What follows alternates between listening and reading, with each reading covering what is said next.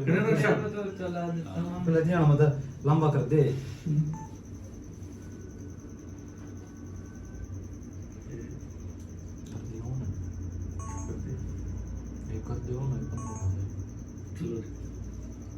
नमस्कार दोस्तों, मैं हूं प्रविंदर।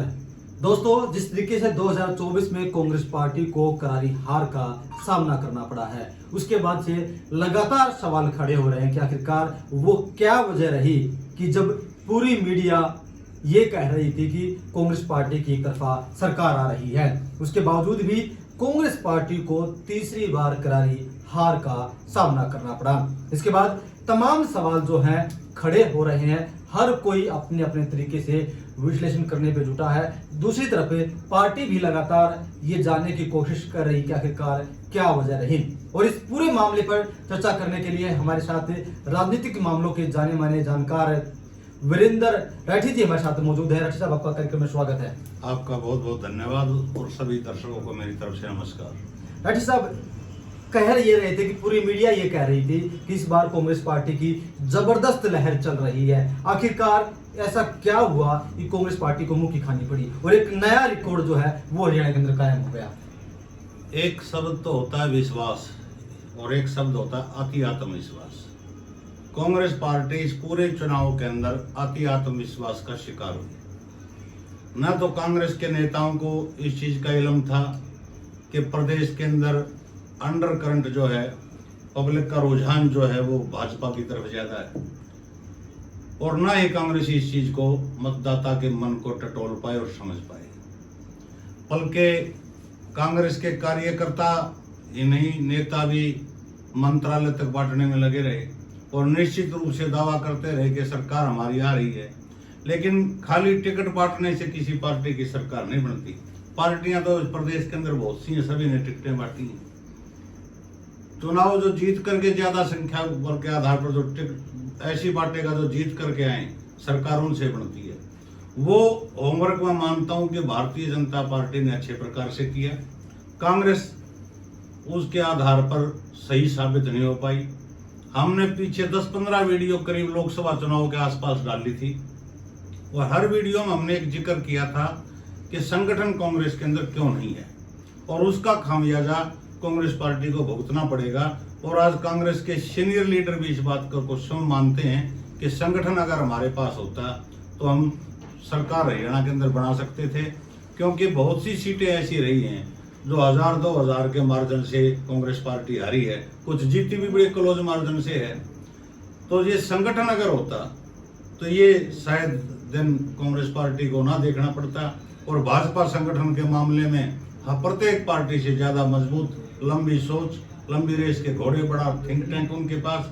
ये असर मैं मान करके चलता हूँ कि अति आत्मविश्वास में पुनः कहता हूँ कि कांग्रेस को ले डूबा। राठी साहब, अगर हम भूपेंद्र सिंह हुड्डा की बात करते हैं, भूपेंद्र सिंह हुड्डा के चेहरे पर 3 चुनाव लड़े गए, 2009 का, 2014 का, 2019 का और अब ये 2024 का। हर चुनाव में वो फ्लॉप साबित हुए हैं। तो आखिर पार्टी बार बार उन पर भरोसा क्यों जता रही है? वजह क्या है? देखो, कांग्रेस पार्टी जब भी सत्ता में आती थी तो सबसे बड़ा कारण एक होता था। रोहतक जब सोनीपत की बात आती थी तो चौधरी भूपेंद्र सिंह हुड्डा जी को बड़े नेता के रूप में यहाँ की जनता मानती और वो ये मान करके चलती कांग्रेस की सरकार बनी तो हुड्डा साहब चीफ मिनिस्टर होंगे। अगर आप हरिद्वार में जाते, 2 बड़े नेता थे कांग्रेस पार्टी में, राव इंद्रजीत आजकल भाजपा में है, कैप्टन अजय यादव जी, उन दोनों को एक पार्टी छोड़ के चले गए, दूसरे को इग्नोर कर दिया गया। तीसरी बड़ी नेता भिवानी क्षेत्र में आप जाओगे तो किरण चौधरी थी, जिनका महेंद्रगढ़ जिले के अंदर भी अपना एक विशेष प्रभाव है, क्योंकि उनकी बेटी वहां से सांसद रही हैं, उनके ससुर प्रदेश के लंबे समय तक चीफ मिनिस्टर रहे हैं। एक अलग प्रकार की विकास पुरुष की छवि चौधरी बंसीलाल की उनके साथ जुड़ी हुई है।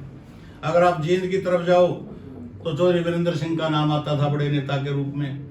अगर आप कैथल की तरफ जाओगे तो रणदीप सिंह सुरजेवाला का नाम आता था। अगर आप अम्बाड़ा की तरफ जाओगे तो कहीं न कहीं नाम विनोद शर्मा जी का भी बड़े इज्जत के साथ वहां पे लिया जाता था। तो इस प्रकार के जो नेताओं का पार्टी से पलायन करना या छोड़ करके जाना, और सर्वविदित है कि वो नेता पार्टी छोड़ करके गए क्यों और किसकी वजह से गए। और कहीं न कहीं इस चुनाव में एक ही बड़ा चेहरा जो भूपेंद्र हुड्डा का कांग्रेस के अंदर हम विरोधी मान सकते हैं, वो कुमारी शैलजा जी थी। जिस प्रकार का बर्ताव उनके साथ हुआ, 90 टिकटों में से 72 टिकटें चौधरी भूपेंद्र सिंह हुड्डा ने बांटी पिछले चुनाव में भी सबसे ज्यादा सीटें इन्होंने बांटी। लेकिन हाईकमान को अपने प्रभाव क्षेत्र में लेकर के प्रदेश अध्यक्ष भी इनका, प्रभारी भी इनका, सीएम के दावेदार भी सीएम, और फिर ये नतीजे आते हैं तो कहीं न कहीं एक बड़ी गफलत, कहीं न कहीं चूक आप मान करके चलो कांग्रेस से इस चुनाव में निश्चित रूप से हुई है। और बाबरिया जी ने तो आज नाम तो स्वास्थ्य कारणों का ले रहे हैं, अपने पद से इस्तीफे की पेशकश भी की है, और बहुत जल्द ही कांग्रेस पार्टी के अंदर बड़े बड़े बदलाव आप लोगों को देखने को मिलेंगे। लेकिन अब पछताए होत क्या, जब चिड़िया चुग गई खेत, ये कहावत चरितार्थ होती हुई मुझे नजर आ रही है। और कहीं न कहीं इस चुनाव परिणाम से भूपेंद्र हुड्डा का जो प्रभाव था कांग्रेस पार्टी के अंदर, वो प्रभाव काफी कम हुआ है, और कांग्रेस पार्टी आत्म मंथन इस चीज के ऊपर जरूर करेगी। उन्होंने मीटिंग बुलाई भी थी, उसमें हालांकि हुड्डा साहब जी नहीं पहुंचे, न कुमारी शैलजा पहुंची। जिस पार्टी का प्रदेश अध्यक्ष तक चुनाव हार जाए, चुनाव ना लड़े तो अलग बात है। भाजपा के प्रदेश अध्यक्ष ने चुनाव नहीं लड़ा कि मैं प्रदेश के अंदर चुनाव प्रचार की कमान संभालूंगा, और तो प्रदेश अध्यक्ष चुनाव हार गया तो उनका वोट बैंक जिसके लिए उनको बनाया गया था अपने इलाके के अंदर ही नहीं बचा पाई, तो कहां बचेगा। मुझे ये भी पता है कि कुछ साथियों को इस प्रकार की बातें हमारी चुभेंगी और उनको लड़ेंगी ये बातें कि ये बात इनके मुंह से क्यों निकल के आ रही है। लेकिन साथियों, राजनीतिक चश्मा उतार करके और सोच करके देखो, ये कड़वी सच्चाई भरी बात हम आपको कह रहे हैं। कांग्रेस पार्टी को किसी दूसरी पार्टी ने नहीं हराया, कांग्रेस पार्टी स्वयं अपनी रणनीति की कमजोरी की वजह से हारी है, किसी ने उसको हराया नहीं है। स्वयं हारी है, अपने नेताओं का जो विरोध एक दूसरे के प्रति टांग खिंचाई थी। भूपेंद्र सिंह हुड्डा जी असंध के अंदर गए, राहुल गांधी जी की रैली थी, शैलजा जी के वो प्रत्याशी थे, शैलजा गुट के गोगी शमशेर सिंह गोगी जी, उनके मंच पे भूपेंद्र सिंह हुड्डा द्वारा शमशेर गोगी का नाम ही ना लेना, तो ये इंगित करता है कि आप वोट, मेरे जो आदमी हैं वो गोगी को वोट दें ना दें। आज ईवीएम का ठीकरा फोड़ा जा रहा है, कांग्रेस के बड़े नेताओं ने कुछ सीटें चिन्हित करके दी हैं, लेकिन 32 सीटों से चुनाव हारा हुआ कांग्रेस का प्रत्याशी चौधरी वीरेंद्र सिंह डूमरखा का लड़का Vijendra Singh, senior IAS officer, उसकी जो 32 वोटों की हार है, उसके ऊपर कांग्रेस पार्टी के नेताओं ने, किन किन नेताओं ने जरा चर्चा की है।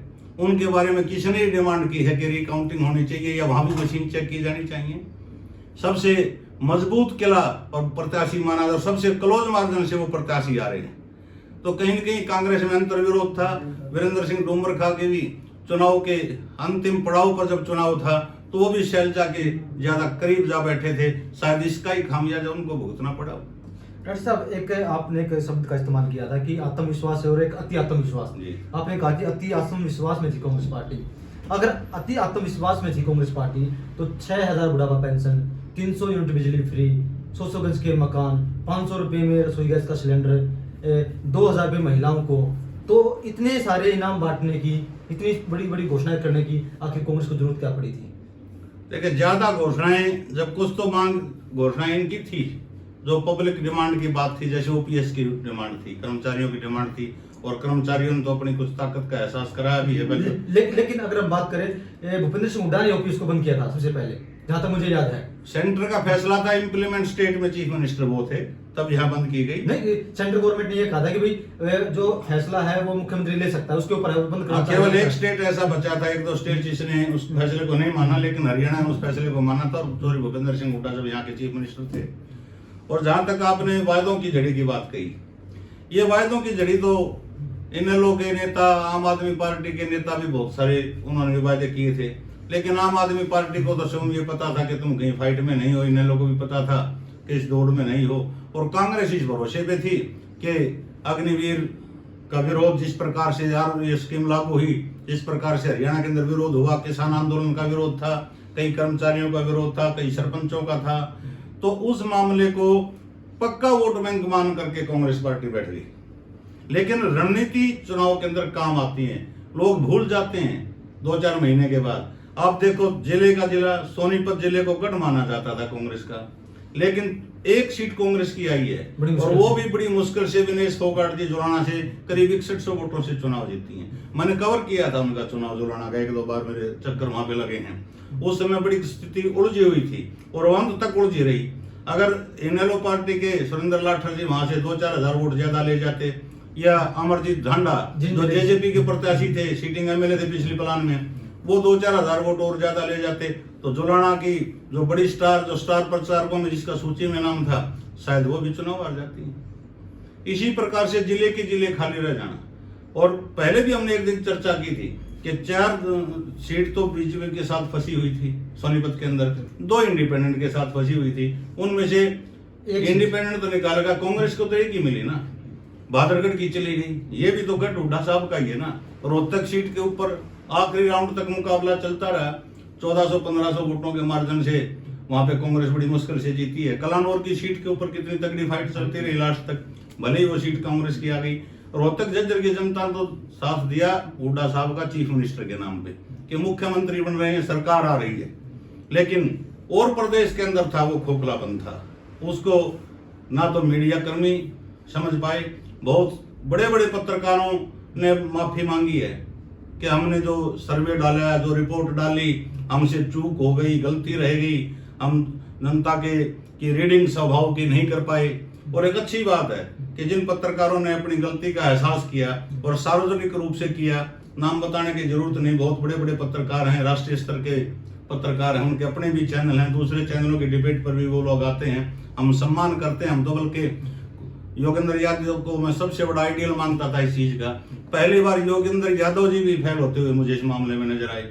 जिस प्रकार से वो कह रहे थे कि सुनामी है, हवा है या लहर है, तो सारे के सारे मीडिया कर्मी भी इस चीज को नहीं समझ पाए। और कहीं न कहीं भूपेंद्र हुड्डा जी आज जो पकड़ कभी कांग्रेस पार्टी के सेंट्रल लॉबी पे होती थी, उसमें कहीं न कहीं कमजोर होंगे। डॉक्टर साहब, एक चीज हम बीजेपी में देखते हैं कि बीजेपी जब भी नाम लेती है तो प्रधानमंत्री नरेंद्र मोदी का नाम लेती है कि जो कुछ भी हुआ है उन्हीं के कारण हुआ है। लेकिन हमने हरियाणा कांग्रेस में देखा कि यहाँ पर हुड्डा सरकार, कांग्रेस सरकार नहीं थी, तो क्या एक बड़ी वजह है? ये बहुत बड़ी वजह है, किसी ने सोचा नहीं उस समय पे।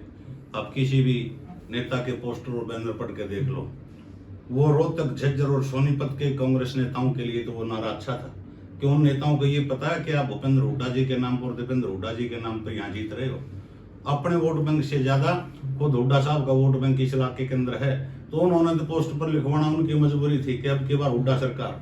लेकिन जो पूरे हरियाणा के अंदर इस प्रकार का जो प्रचार किया गया, वो कहीं न कहीं घातक साबित हुआ है।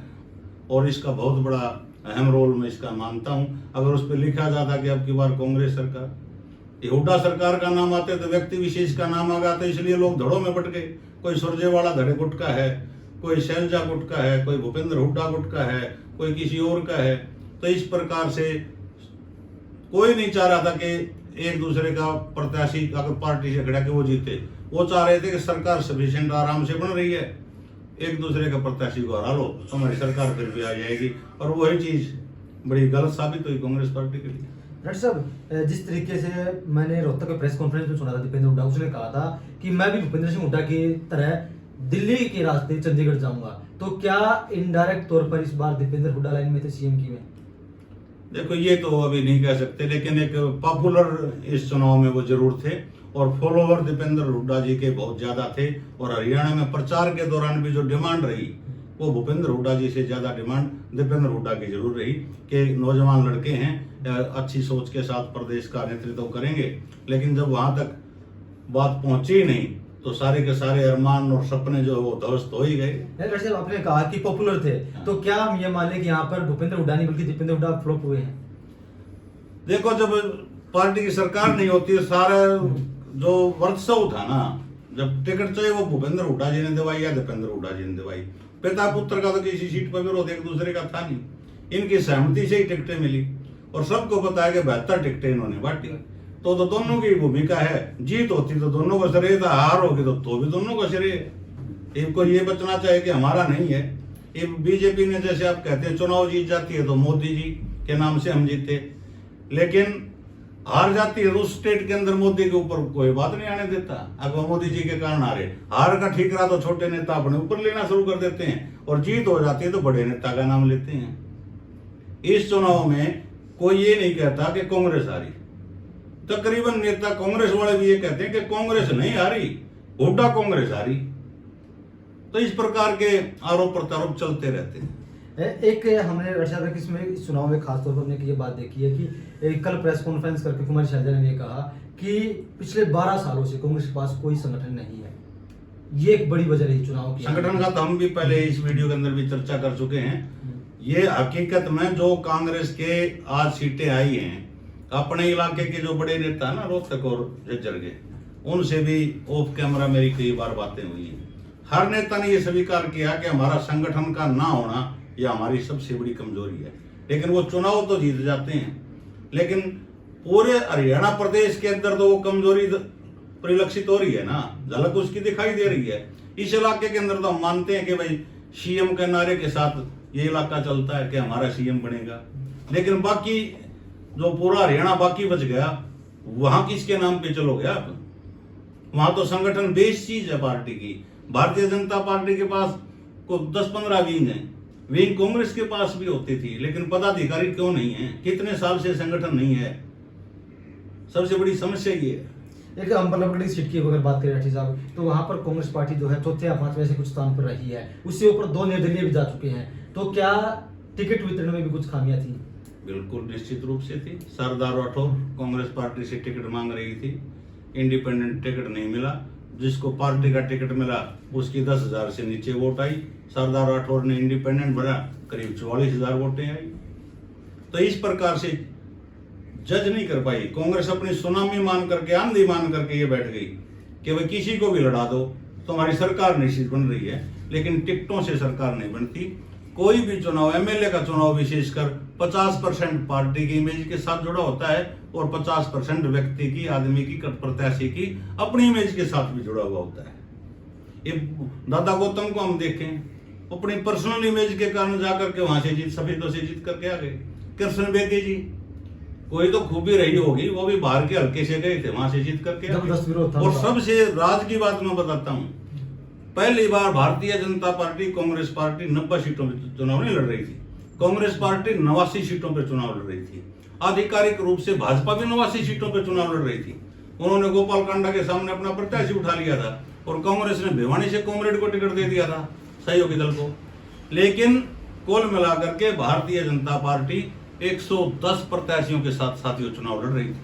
अब कुछ लोगों के मन में ये शंका आई होगी, ये सवाल पैदा हुआ होगा कि हरियाणा में सीट 90 और भारतीय जनता पार्टी 110 प्रत्याशियों के साथ चुनाव मैदान में कैसे थी। उसको साथियों मैं बताता हूं वो कैसे थी। आप जाओ सिरसा के अंदर, जैसे अभी हमने बात की गोपाल कांडा की, भारतीय जनता पार्टी ने वहां से अपना प्रत्याशी विड्रॉ किया, गोपाल कांडा को समर्थन दिया, वो प्रत्याशी नहीं का हो गया। आप जाइए साथियों जोलाना में, जोलाना के अंदर क्या गेम हुआ? सुरेंद्र लाठर जी भाजपा के अंदर थे, भाजपा की टिकट मांग रहे थे, उनको टिकट ना दे करके नॉन जाट चेहरे को वहां से टिकट दिया और वो बाहर के हल्के से कैप्टन साहब थे, उनको दिया गया। सुरेंद्र लाठर जी को इनेलो से चुनाव लड़वाया गया। वो सुरेंद्र लाठर के चुनाव लड़ने के पीछे कहीं कहीं भाजपा का हाथ है और वो 10,000 वोट के करीब वहां से लेकर के निकल गए। उनका ये था कि जो ज्यादा वोट बैंक जिस जाति का है उसको कैसे बांटा जाए। कविता दलाल को आम आदमी पार्टी की तरफ से उतारा गया, अमरजीत ढांडा जी जेजेपी की तरफ से उतरे, लेकिन विनेश फोगाट इन सब के बीच से कहीं कहीं खिलाड़ी थी को दाव पलटी मार करके वो निकल गई। इसी प्रकार से आप कई महम की सीट देख लो। आप शमशेर खरकड़ा लगातार वहां से मेहनत कर रहे थे, उनकी धर्मपत्नी मेहनत कर रही थी राधा अलाव जी, उनकी टिकट काट के दीपक हुड्डा को दे दीजिए कि कबड्डी खिलाड़ी को। वो क्यों दी थी कि दीपक हुड्डा कमजोर रह जाएगा और शमशेर खरकड़ा चुनाव नहीं लड़ेंगे या उनकी पत्नी चुनाव नहीं लड़ेगी और कहीं बलराज कुंडू को इसकी मदद मिल जाएगी। लेकिन राधा अलाव चुनाव मैदान में आ गई और वो अच्छी खासी वोट ले गई। अगर वो कम वोट लेती तो बलराज कुंडू को सीधा फायदा मिलता। वो बराबर की वोट लेने में करीब 29,000 समथिंग वोट उन्होंने ली हैं। बलराज कुंडू का चुनाव अटक गया, चुनाव में हार गए। तो इस प्रकार से हम कई सीटें ऐसी हैं जहां का अगर हम विश्लेषण करेंगे तो वीडियो काफी लंबी हो जाएगी। भाजपा और पार्टियों के प्रत्याशियों से करीब 20 प्रत्याशी इस प्रकार से सेटिंग करके उसने उठा रखे थे कि कौन कहां कितनी वोट लेगा, उस तरफ कौन कितनी वोट लेगा, और जो इंडिपेंडेंट जीतेगा वो भी तुम्हारा, अगर पार्टी का जीतेगा वो भी तुम्हारा। ये रणनीति जो भाजपा के पास थी, ये थिंक टैंक जो भारतीय जनता पार्टी के पास था, वो रणनीति, इस प्रकार की राजनीति, इस प्रकार की सोच दूसरी पार्टियों के पास आज के समय तो इस चुनाव के अंदर तो साथियों हम कह सकते हैं कि कम से कम नहीं थी। राठी साहब, मैं आपसे कार्यक्रम के अंत में आखिरी सवाल करना चाहूंगा कि अगर हम इस पूरे चुनाव को देख लेते हैं तो अब भूपेंद्र सिंह हुड्डा के साथ क्या होगा? क्या भूपेंद्र सिंह हुड्डा राजनीति में आगे बढ़ पाएंगे या यहाँ पर राजनीति में फुल स्टॉप लग जाएगा? देखिए, राजनीति संभावनाओं का खेल है। अगर ऊपर तो सरकार होती तो ये परिस्थिति बन जाती तो बहुत बड़ा समंदर होती है राष्ट्रीय पार्टियां, चाहे वो भाजपा है चाहे वो कांग्रेस है। कहीं कहीं सेटिंग हो जाती है किसी प्रदेश के गवर्नरशिप की, राज्यसभा की, या केंद्र में सरकार है तो केंद्र में मंत्री पद की। लेकिन आज कांग्रेस जो है वो एक संकट भरे दौर से गुजर रही है पूरे देश के अंदर, और प्रदेश के अंदर भी लगातार तीसरी बार सत्ता से बाहर होना पड़ रहा है। तो जिस प्रकार की इमेज भूपेंद्र सिंह हुड्डा जी की प्रदेश के अंदर थी, उस इमेज को के ऊपर कहीं न कहीं एक बार ब्रेक जरूर लगा है। और ये बड़ी पार्टियां हैं, संभावनाओं का खेल, क्या पता और बड़ी पावर भी हुड्डा साहब को कोई मिल जाए, या किसी दूसरे नेता के ऊपर पार्टी जब विचार करेगी कि वह किसको पावर दें, किसको प्रदेश अध्यक्ष बनाएं, किसको विपक्ष का नेता बनाएं। अगर विपक्ष का नेता आज कांग्रेस पार्टी पुनः चौधरी भूपेंद्र सिंह हुड्डा जी को बनाती है तो इनका कदम मान के चलते हैं कि बरकरार कांग्रेस पार्टी के अंदर है और मान सम्मान पार्टी दे रहेगा। अगर चेंज करते हैं तो पहला झटका यही मैं मान करके चलूंगा कि पहला झटका तो यही हो जाएगा। तो सुना आपने वीरेंद्र राठी को, तो कहीं ना कहीं इस बार जो चुनाव हुआ है एक सुनामी जरूर कांग्रेस पार्टी की बताई जा रही थी, लेकिन यहाँ पर सुनामी नहीं निकली। यहाँ पर सुनामी मिली तो वो भारतीय जनता पार्टी की। अब कांग्रेस पार्टी को मंथन की आवश्यकता है। कांग्रेस पार्टी को मंथन करना होगा, चिंतन करना होगा कि आखिरकार सुनामी होते हुए वे चुनाव क्यों हार गए। चलिए, ये तो आने वाला वक्त ही बताएगा कि कांग्रेस पार्टी अब कितना विचार इस पर करती है। राठी साहब, कार्यक्रम में शामिल होने के लिए आपका बहुत बहुत शुक्रिया आपका।